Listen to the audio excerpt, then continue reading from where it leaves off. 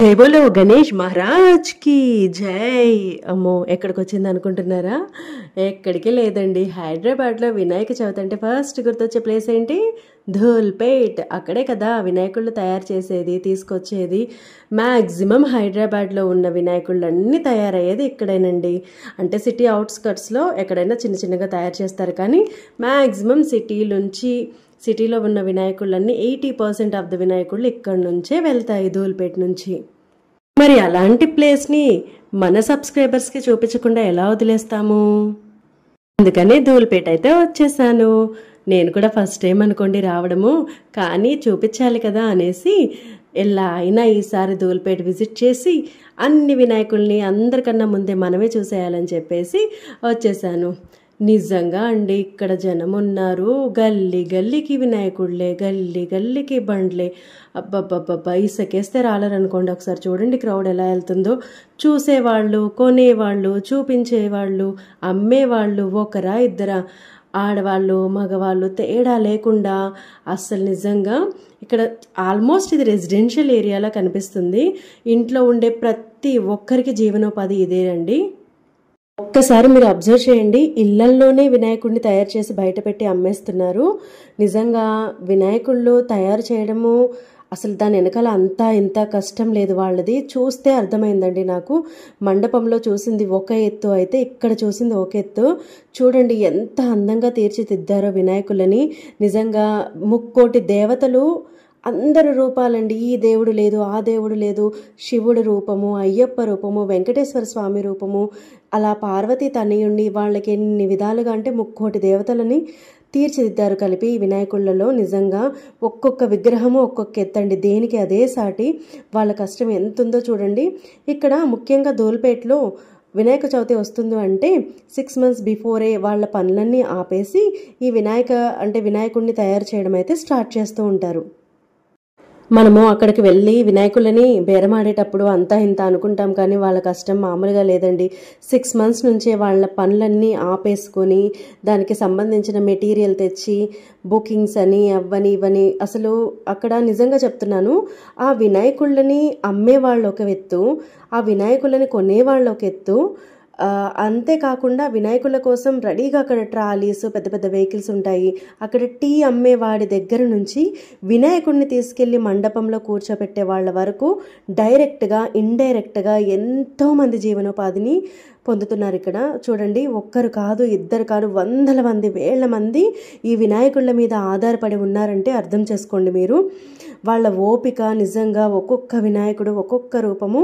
Actually నేనైతే ఇప్పుడు సుందర్ కళాకార్ దగ్గరికి వెళ్దామని చెప్పేసి వినాయకుళ్ళు అంటే అక్కడికి వెళ్దామని ఆ వేలో వెళ్తూ మీకు ఆ వేలో ఉన్న వినాయకులను అయితే నేను రికార్డ్ చేస్తున్నాను. సుందర్ కళాకార్ అంటే అది చాలా ఫేమస్ అండి హైదరాబాద్లో. వాళ్ళు చేసే విగ్రహాలకి చాలా స్పెషాలిటీ ఉంటుందన్నమాట. వాళ్ళ చేసే విధానం డిఫరెంట్గా ఉంటుంది వేరే వినాయకుల విగ్రహాలతో పోలిస్తే. సో ఆ విగ్రహాలు చూపిద్దామని అయితే నేను వెళ్తున్నాను. ఇంకా దారిలో కనిపించిన విగ్రహాలన్నీ రికార్డ్ చేసి మీకు చూపించాలనుకుంటున్నానండి. సో ఓకే, సుందర్ కళాకార్ అని చెప్పాను కదా, వాళ్ళ ఐడల్స్ చాలా బాగుంటాయి వినాయకుడివి. అండ్ వాళ్ళ పని చేసే తీరు కానీ, విగ్రహాలు చెక్కే తీరు కానీ చాలా బాగుంటాయి, మీకు చూపిస్తాను. అసలు వినాయకుళ్ళు చూడండి, ఒక్కొక్కటి ఎంత పెద్ద పెద్ద వినాయకుళ్ళు ఉన్నారో. నిజంగా ఇక్కడైతే ట్రాక్టరే వచ్చింది ఏకంగా వినాయకుళ్ళని తీసుకెళ్ళడానికి. అసలు నిజంగా బొజ్జగనపయ్య ఈ వినాయకుడు చూడండి, 2 అంటే డోలకులు పట్టుకొని వాయించేటట్టు మ్యూజిషియన్ లాగా ఎంత బాగున్నాడో.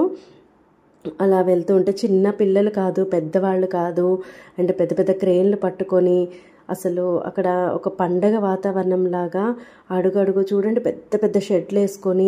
నిజంగా చెప్తున్నాను, షెడ్లు వేసానంటే గుర్తొచ్చింది.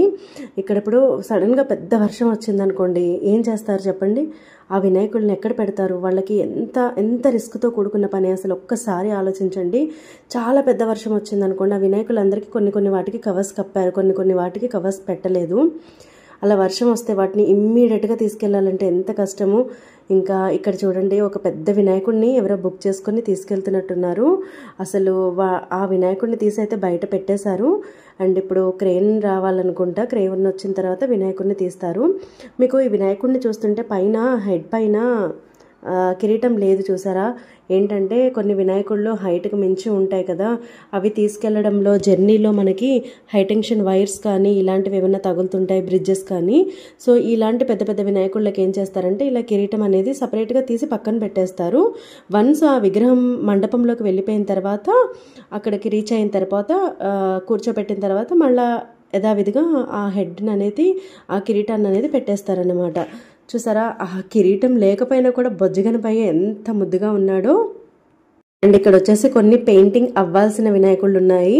సో అవి ఆర్డర్స్ మీద బుక్ చేసుకుంటూ ఉంటారండి. ఇలాంటి పెద్ద పెద్ద వినాయకుళ్ళు అయితే మ్యాక్సిమం వాళ్ళు ఆర్డర్స్ ఇస్తారు. వాళ్ళకి లెంత్, హైట్, అలాగే ఎలాంటిది కావాలో, ఏ మోడల్ కావాలో వాళ్ళు ముందే ఆర్డర్స్ ఇచ్చేసి బుక్ చేసుకుంటారన్నమాట. ఇంకా ఈ వినాయకుడు చూడండి, అంటే ఆల్మోస్ట్ అయిపోయింది. పైన ప్లాస్టర్ ఆఫ్ ప్యారిస్తో సమ్ పెయింట్స్ వేస్తున్నారు. ఎంత కళగా ఉంది చూడండి. వినాయకుడు కళ్ళు చూసారా ఒకసారి, ఆ కళ్ళల్లోనే ఉందండి మాయంతా. నిజంగా వీళ్ళు, ఈ కళాకారులు ఎవరైతే వినాయకుడిని చేస్తారో వాళ్ళు మెయిన్గా ముఖ్యంగా కాన్సన్ట్రేషన్ చేసేది ఆ కళ్ళ మీద. కళ్ళు, వినాయకుడి కళ్ళు ఎంత అందంగా వస్తే విగ్రహం అనేది అంత బాగుంటుందండి. నిజంగా ఆ కళ్ళు కొంచెం తేడా వచ్చినా మనకి ఆల్మోస్ట్ విగ్రహం అనేది అంత అవుట్పుట్ సరిగ్గా రాదు. సో వీళ్ళు ఐస్ క్రియేట్ చేసే దగ్గర వాళ్ళకి సపరేట్ అంటే కళాకారులు ఉంటారు. ఆ కళ్ళు ఒక్కటి పెయింట్ వేయడానికి సపరేట్గా ఉంటారన్నమాట. సో చూడండి వాళ్ళ కష్టం పాపం, అసలు పెయింట్ వేయడానికి ఎంత కష్టపడుతున్నారో. ఆ వినాయకుడు కూర్చున్న సోఫా ఒక్కసారి మీరు అబ్జర్వ్ చేయండి. నిజంగా ఇంట్లో ఒరిజినల్ సోఫాలు కూడా అంత అందంగా ఉండవేమో. ఆ సోఫా మీద, ఇక్కడ మ్యాక్సిమం అన్ని సోఫా మీద కూర్చున్న వినాయకుడు టైప్లో ఉన్నాయంటే ఇవన్నీ ముందుగానే ఆర్డర్ ఇచ్చుకొని బుక్ చేసుకున్నారు. పక్కన మహేశ్వరుడు, పక్కన వినాయకుడు, ఇంకా కొన్ని ఇవి పెయింట్లు అవుతున్నాయి. ఇవి ఎప్పటికీ కంప్లీట్ చేస్తారో, పండగ దగ్గరకు వస్తుంది. సో అసలు ఈ వినాయకుడు అయితే ఇంకా మనం ఇందాక ముందు చూసాం కదా, వాళ్ళందరూ క్రేన్ కోసం వెయిట్ చేస్తున్నారు. నిజంగా అండి, అంత చిన్న చిన్న గల్లీల్లో ఎలా తీసుకెళ్తారో వినాయకుడిని.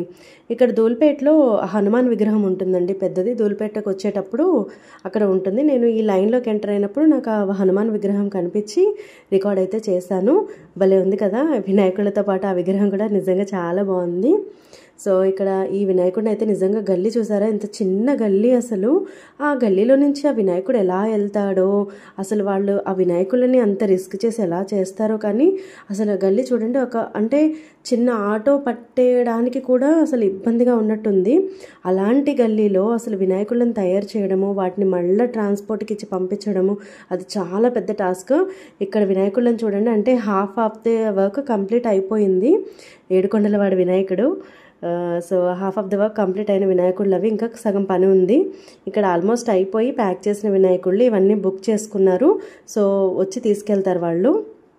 భలే ఉన్నారు కదండి. వినాయకుడు ఆర్నమెంట్స్ చూడండి ఎంత అందంగా, అసలు తొండం మీద అది ఎంత బాగా తీర్చిదిద్దారో. ఇంకా వెళ్తూ ఉంటే కూడా దారి అంబడ అసలు ఎన్ని వినాయకుళ్ళు అంటే నిజంగా చెప్పొద్దండి. ఆ చిన్న చిన్న షెడ్లు, ఆ షెడ్లలో ఎలా తయారు చేశారో, వాటిని బయట ఆ సమకూర్చి ఎలా పెట్టారో నిజంగా అసలు చాలా గ్రేట్ అనుకోవాలి. ఒకరు కాదు, ఇద్దరు కాదు, వందల మంది, వేల మంది, అసలు ఎన్ని వినాయకుళ్ళు ఉన్నాయి ఇక్కడ, నిజంగా చెప్తున్నాను. అండ్ అసలు కొన్నిటికైతే వస్త్రధారణ, అంటే వాళ్ళ వినాయకుడు శాల్వాలు అవన్నీ ఒరిజినల్ క్లాత్తో పెట్టారండి. అవైతే ఇంకా చాలా బాగున్నాయి. అసలు చూడండి, దండల దగ్గర నుంచి కిరాణా షాపులు, అసలు డైరెక్ట్గా ఇండైరెక్ట్గా ఎంతమంది, అసలు ఈ వినాయకుళ్ళ వెనకాల ఎంత శ్రమ ఉంది కదా. నిజంగా మనం ఏమో అనుకుంటాం, కానీ అసలు వాళ్ళు చూడండి అపార్ట్మెంట్ కిందనే పెట్టేసి వినాయకులను తయారు చేస్తున్నారు. అది రెసిడెన్షియల్ ఏరియా, అది కమర్షియల్ ఏరియా కూడా కాదు. ఆ రెసిడెన్షియల్ ఏరియాలో వాళ్ళ ఇళ్లల్లోనే, అంటే వాళ్ళ వృత్తే ఇది. వాళ్ళు ఇంకా వినాయక చవితి వచ్చిందంటే వాళ్ళు కంప్లీట్గా దీనికి అడిక్ట్ అయి ఉంటారు. ఇక్కడ చూసారా, ఆల్మోస్ట్ అందరూ మహారాజ్ గణేషస్, పగడి గణేషస్ అనిపిస్తున్నాయి. నేను వెళ్తుంటే వాళ్ళు గణేష్ మహారాజ్కి జై అంటున్నారు. ఇక్కడ ఈ వినాయకుడికి అయితే క్రేన్ వచ్చింది, ఇంకా దానికి లిఫ్ట్ చేయడానికి చూడండి ఎంతమంది పనివాళ్ళు. అంత పెద్ద గజరాజుని లేపాలి అంటే మామూలు విషయమా? బొజ్జగనపై అంత తొందరగా వచ్చేస్తాడా? చూసారా ఎంత ముద్దుగా, కిరీటం లేకపోయినా కూడా వినాయకుడు చూడండి ఎంత ముద్దుగా ఉన్నాడో. పింక్ షేడ్లో అలా అసలు ఎల్లో కలర్ ధోతితో అసలు నిజంగా చాలా బాగున్నాడు. క్రేన్ వచ్చింది. ఇప్పుడు ఈ వినాయకుడిని ఎలా పెడతారో అది పెద్ద టాస్క్ వాళ్ళకి నిజంగా. అసలు ఇది తీసుకెళ్లడము ఎంత ఖర్చుతో కూడుకున్న పనో, తీసుకురావడము, నిమజ్జనం చేయడము అంతే ఖర్చుతో కూడుకున్న పని. అది ₹2-2 అయిపోదండి, లక్షల్లో అయ్యే ఖర్చు ఇది. నార్మల్గా అయితే ఇప్పుడు ప్లాస్టర్ ఆఫ్ ప్యారిస్ని వద్దు అంటున్నారు, అయినా కూడా ఏమోనండి ఆ అందమే వేరు ఆ వినాయకుడిది నిజమే, కానీ అది మంచిది కాదు, వాటర్కి అది మంచిది కాదు అంటున్నారు. కానీ ఎప్పటికప్పుడు జనాలు అంటే ఇవి పెరుగుతున్నాయే కానీ తగ్గట్లేదు ఈ వినాయక విగ్రహాలు అయితే, ప్లాస్టర్ ఆఫ్ ప్యారిస్ వినాయకులు అయితే. So whatever it may be అండి, అది సెకండ్ థింగ్. కానీ ఈ వినాయకుడు చూడండి అసలు నిజంగా ఆయన వస్త్రంతో అలంకరించారు, నాగసర్పం పడగ నీడలో అసలు ఎంత అందంగా ఉన్నాడు చూడండి. ఆయనకి పంచ కూడా నిజంగా పట్టుది కట్టారు. ఈ క్రేన్ చూడండి, ఇవన్నీ క్రేన్ ఆల్రెడీ తీసుకున్నారు, వినాయకుడిని తీసుకుని వెళ్ళిపోవడానికి రెడీగా ఉన్నారు. క్రెయిన్, ట్రాక్టర్లు, వెహికల్స్, చిన్న చిన్న పిల్లలు కూడా అంటే ఆ ఇంట్లో తయారు చేసే వాళ్ళ పిల్లలు కూడా వాళ్ళకి హెల్ప్ చేయడానికి రెడీగా. అంటే అక్కడ ఆ సీజన్లో అసలు నిజంగా వాళ్ళకి వేరే పనంటూ ఉండదేమో, మొత్తం ఇదే ఉంటుంది. అసలు ఆ గల్లీల్లో కూడా చిన్న చిన్న గల్లీలండి అవి. ఆ ట్రాక్టర్లు వెళ్ళడానికి ఒకదాని తర్వాత ఒకటి వెళ్ళాలి అంటే వాళ్ళకి ఎంత టైం పడుతుందో ఆలోచించండి. అసలు ఎంత కష్టపడతారండి అసలు వినాయక చవితికి హైదరాబాద్ అయితే. ఇండియాలో ముంబై తర్వాత సెకండ్ ప్లేస్ వచ్చేసి హైదరాబాదే అండి. వినాయకుడిలో అంటే పెట్టడంలో కానీ నిమజ్జనంలో కానీ ది బిగ్గెస్ట్ ఫెస్టివల్ సెలబ్రేట్ చేసేది ముంబై తర్వాత ఇండియాలోనేనండి. ముంబైలో అంటే మనకి సముద్రం ఉంది కాబట్టి మ్యాక్సిమం అన్నీ ఆల్మోస్ట్ అక్కడికే వెళ్తాయి వినాయకుళ్ళు. ఇంకా హైదరాబాద్లో అయితే ట్యాంక్ బండ్లోనే వేస్తాము. బట్ ఇంకా చుట్టుపక్కల ఉన్న సిటీ అవుట్స్కట్స్లో వాళ్ళు అక్కడ చుట్టుపక్కల ఉన్న చిన్న చిన్న చెరువుల్లో వేస్తారు. ఇంకా చూడండి మన బొజ్జ గణపయ్యలో ఆల్మోస్ట్ మనం సుందర్ కళాకార్ దగ్గరికి రీచ్ అవుతున్నాము. ఇంకా అక్కడికి వెళ్తున్నాను నేను. ఇక్కడ చూడండి శివాజీ గణేష్ ఎంత బాగున్నాడో, శివాజీని తీర్చిదిద్దారు. ఒక చిన్న షటర్లో కూడా అసలు ఆ గణేషులను ఎలా పెట్టేశారో చూడండి. చిన్న షటర్లో 3 పెద్ద పెద్ద వినాయకులు పెట్టేశారు. హనుమాన్ గణేష్ అండి, మామూలుగా లేదు అసలు. ఎంత క్యూట్గా ఉన్నాయి చూడండి వినాయకుడు. హనుమాన్ వినాయకుడు అసలు 6 ప్యాక్తో ఆయన నుంచొని గద పట్టుకొని ఏమన్నా ఉందా అండి వినాయకుడు. మళ్ళా ఆయనకి తగినట్టే కింద సింహవాహనంతో నుంచొని ఉన్నాడు. అదిరిపోయింది అసలు ఆ వినాయకుడు అయితే. ఇగో ఇందాక వెళ్ళాం కదా శివాజీ వినాయకుడు, అది ఇంకా చేస్తున్నట్టున్నారు వినాయకుడిని.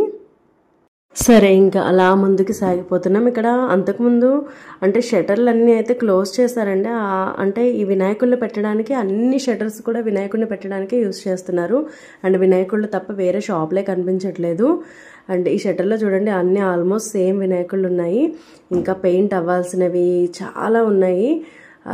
వచ్చేసామండి మనం ఆల్మోస్ట్ సుందర్ కళాకార్ దగ్గరికి.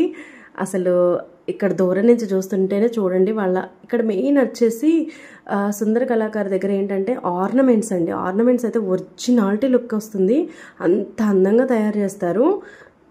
అసలు వినాయకుళ్ళ ఆర్నమెంట్స్ చూస్తుంటే నిజం వేశారా అన్నట్టు అనిపిస్తుంది. సిల్వర్ కలర్వి, గోల్డ్ కలర్వి సూపర్గా వేస్తారు అసలు.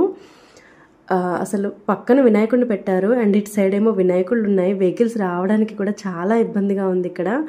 బట్ అయినా కూడా మన వాళ్ళు తగ్గేదే లేదు అన్నట్టు మన వినాయకుడు మన దగ్గరికి వెళ్ళిపోవాలి. ఈ వినాయకుడిని చూడండి సిల్వర్ కలర్ ఆర్నమెంట్స్ వేసుకుని భలే ఉన్నాడు అసలు. ఎంత జనమండి ఇక్కడ నిజంగా. ఆల్మోస్ట్ అసలు హైదరాబాద్ యూత్ అంతా ఇక్కడే ఉన్నట్టుగా అనిపిస్తుంది. హైదరాబాద్లో ఉన్న మొత్తం యూత్ మొత్తం వినాయకులు కొనడానికే వచ్చినట్టుంది. నేను మామూలుగా వీక్ మిడిల్లో వెళ్తేనే ఇంత రష్ ఉంది, అదే వీకెండ్లో వెళ్ళుంటే ఎంత జనం ఉండేవాళ్ళో ఒకసారి ఆలోచించండి. అసలు తిరిగిన గల్లీ తిరగకుండా, వెళ్ళిన ప్లేస్కి వెళ్ళకుండా వెళ్తుంటే నిజంగా ఈ చుట్టుపక్కల గల్లీలే ఎన్ని వందల కిలోమీటర్లు అయి ఉంటాయండి నిజంగా. గల్లీ గల్లీ గల్లీ గల్లీ వినాయకుడు అసలు మామూలుగా లేదు. ఒక్కొక్క గల్లీలో 100 వినాయకులు, ఒక్కొక్క లైన్లో ఒక్కొక్క 100 వినాయకుళ్ళు.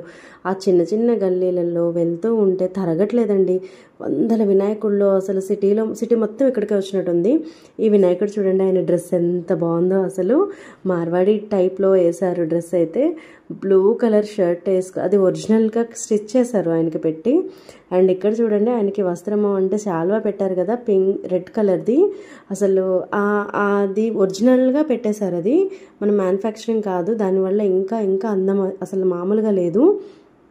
సుందర్ కళాకారు గణేష్ అన్నాను కదా, చూడండి ఒకసారి ఆర్నమెంట్స్ ఎలా చేశారో. అసలు ఆ ఆర్నమెంట్స్ ఆయనకి తొండానికి అసలు హెయిర్కి అబ్బబ్బబ్బా వచ్చాడండి అస్సలైన వినాయకుడు. భక్త ప్రహ్లాద గణేష్ అసలు చూడండి ఒకసారి. అసలు దానికి పేరు పెట్టాల్సింది కూడా లేదు, అసలు నాకు ఏం చెప్పాలో కూడా అర్థం కావట్లేదు. భక్త ప్రహ్లాద నరసింహ అవతారం, వెనకాల విష్ణుమూర్తి భక్త ప్రహ్లాద నమస్కరిస్తున్నట్టు. ఇక్కడేమో వినాయకుడు, అసలు నరసింహస్వామిని చూడండి ఎంత బాగా, వెనకాలేమో ఆదిశేషుడు.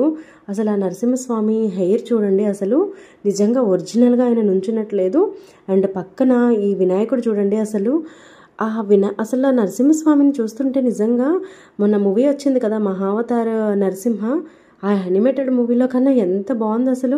ఆ హెయిర్కి ఆ ఒరిజినాలిటీ లుక్ ఎలా తీసుకొచ్చుంటారు. అసలు ఆ నరసింహస్వామి బాడీ చూడండి, 6 ప్యాక్తో ఎంత, అసలు నాకు మాటలు కూడా రావడానికి లేదు ఎక్స్ప్లెయిన్ చేయడానికి.